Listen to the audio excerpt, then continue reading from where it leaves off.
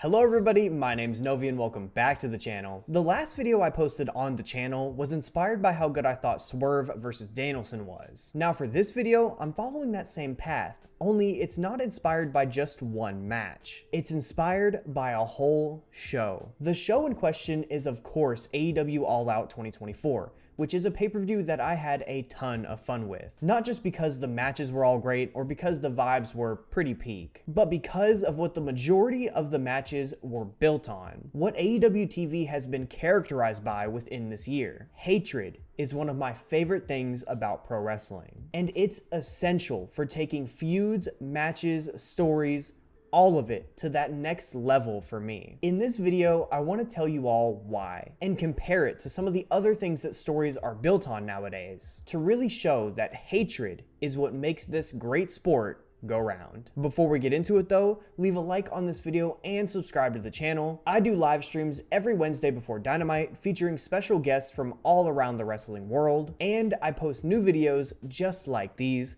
every single Saturday where we're always talking graps. If there's one story that comes to mind when I say hatred in pro wrestling, for most it's probably Hangman Adam Page versus Swerve Strickland, which of course was the feud that main evented the video-inspiring show All Out. Going into their match on Saturday, I think many people's biggest question was how they were going to top their previous Texas Death Match from Full Gear 2023. It seemed almost impossible given the gory, bloody violence that match was defined by. But somehow, at the expense of these two men's bodies, in a lot of ways, they did. Differentiating this one by making it more about physical violence. Nasty, nasty bumps, especially the ones on the cinder block, syringes, and a steel chair gunshot to end the match being the best examples of that. All parts of the match that I loved, but also parts that caused some people to start petitions that called the match unnecessarily brutal and violent. Not even just the match actually, they called the whole show abhorrent. And what I'll say about that is AEW promoted these violent matches using words like street fight,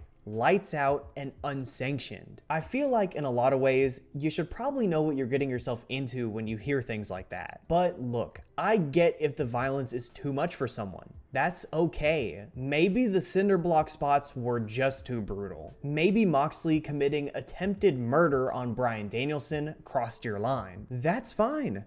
Just don't make it everyone else's problem. Wrestling is inherently violent and dangerous, but wrestlers are trained to do things safely, so I trust them to do the things that they do, especially when they're the caliber wrestlers Swerve and Hangman are. They're also making these choices on their own volition. They're choosing to put their bodies on the line for the sake of their art. It's up to them to deem what they're willing to do and what they're not. And I'm glad these two did what they did for the art form that is pro wrestling. Because if they didn't, it just wouldn't be right. Simply because the feud that these two have built over the last year plus completely justified all of it. Every bruise, every cut, every scrape, all made sense within the context of this story. Why?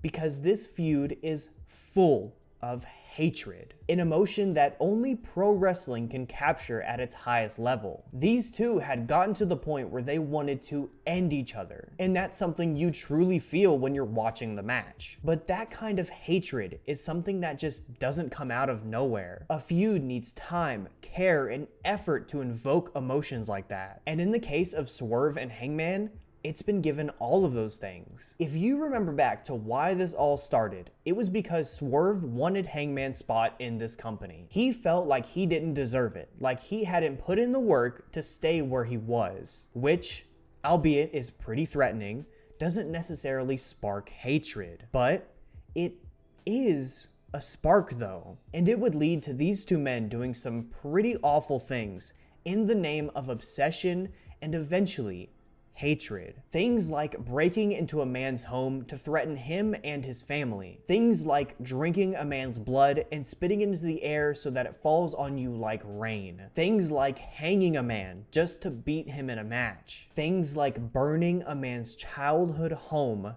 to the ground. Those are the kinds of angles and story beats that feel so real, that feel like they actually matter Like they're actually affecting the two characters involved to their core, because the emotions that they're fueled by to be able to carry out acts like that are just so intense. Those emotions aren't intended to be ironic or playful, which is something we'll get into later. They're intended to instead be authentic and palpable. I think for the best examples, we should go look back at some of the best feuds in AEW history and ask what emotion they're fueled by. MJF versus CM Punk, built on a protege hating his former hero for not being who he thought he was. Mariah May versus Toni Storm, elevated by Toni's hatred for what her protege had done to her. You can pull almost any Eddie Kingston feud in AEW history out of a hat, and it's probably built on him hating. This is the foundation for the best of the best, proven even more so by some of the best matches on All Out too. Of course, there's Swerve versus Hangman, but there's also Willow versus Chris Statlander,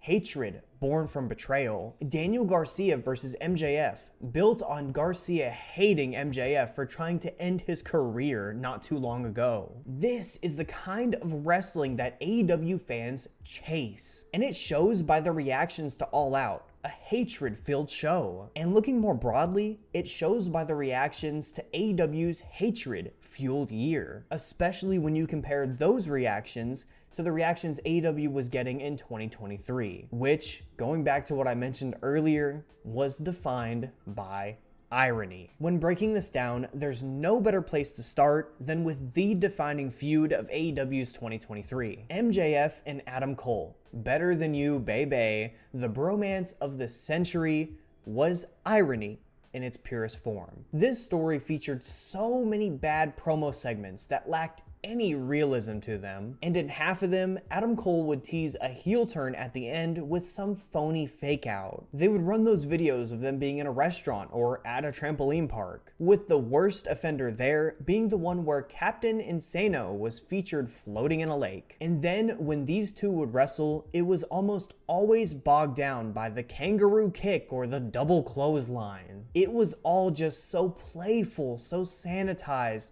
overproduced, and well, ironic, which, like I said before, is not what AEW fans chase. They don't watch the shows for that. If they're looking to watch things like that, they'd watch their wrestling on Mondays and Fridays, which is a sentiment even better exemplified by fans' current perception of Chris Jericho. Obviously, the vast majority of us are all sick of just him in general at this point, but what doesn't help is when he tries to bring in that energy and use it to his advantage. Basically, he's trying to say that the please retire chants, for example, are happening because he's working the crowd. He's getting that kind of good heat because he's in on the joke. He knows he's on TV all the time. It's the bit. It's all a bit. Which, of course, isn't true. It's just the feelings of the fans. But it's also a newer trend that we're seeing in wrestling across the board, where real life and kayfabe are crossing over and in many cases becoming one in the same. Which, look, I don't mind when you use some real life stuff to your advantage. It's widely known that CM Punk and Seth Rollins don't really like each other. Sure, play with that on your TV a little bit. But there's no sense in doing that in every wrestling story these days. It gets old fast, and it loses any novelty that it has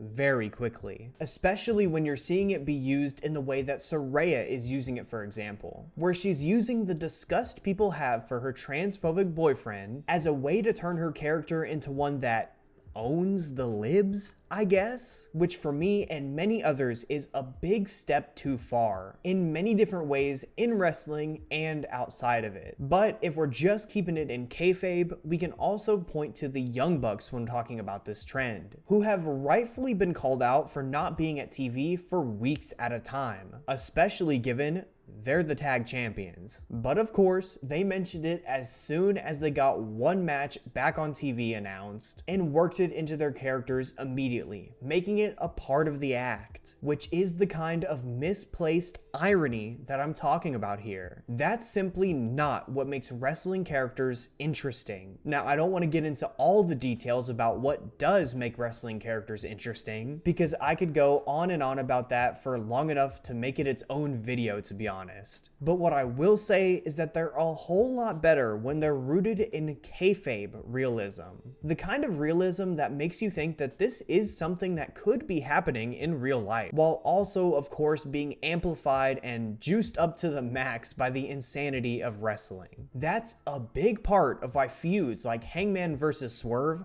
work so well, because when they're rooted in realism, personal issues, and most of all, hatred, wrestling stories are able to suck you in and get you invested like nothing else in the world can. The irony stuff pops a certain kind of fan.